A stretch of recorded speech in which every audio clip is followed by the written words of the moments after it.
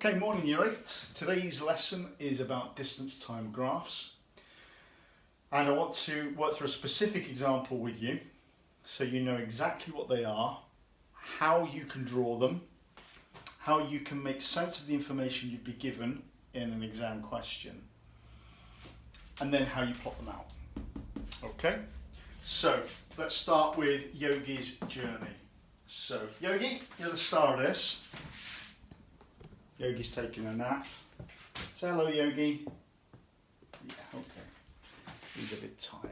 Right, okay. So, here we go.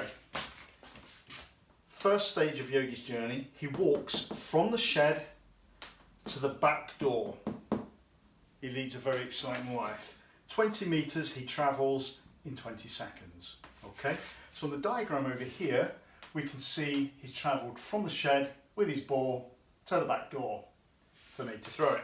Okay, second part of his journey, I throw the ball and he runs to fetch it and it lands by the tree. So he runs down to the tree, 15 metres away, it takes him 5 seconds. Okay, he runs like a whippet. And we've drawn that here, he runs down to the tree to get his ball. Okay, stage 3 of his journey, he stands still for 10 seconds to bark at the pigeon.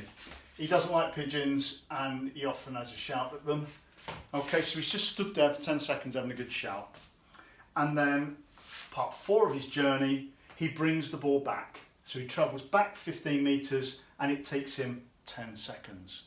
Okay, so the first thing you need to do with that information after you've read it through, ideally what you would do is underline the key information for each stage. So the distance and the time for each stage, just underline it so you can see where it is, and here.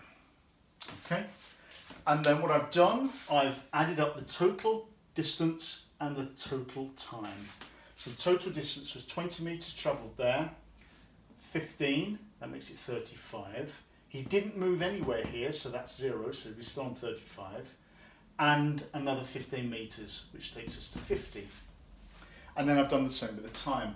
And I've put them in a table here, so you can see the time and the distance, and I've added them all together. So colour-coded it for each stage of the journey.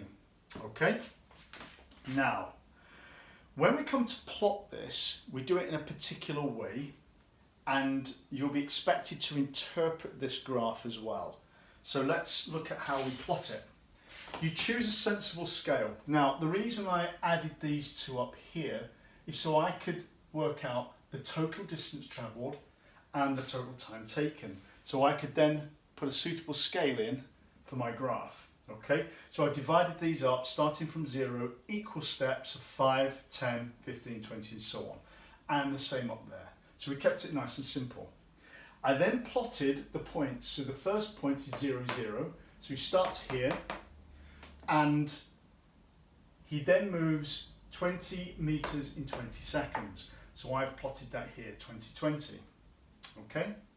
Second step is 35, 25. So 25 across, 35 up. And then stage 3 where he's barking at the pigeon, he doesn't move anywhere but the time continues to move on. And then last stage he brings the ball back, okay, 45 and 50. So now we've plotted that, there are certain things about this graph which are quite revealing.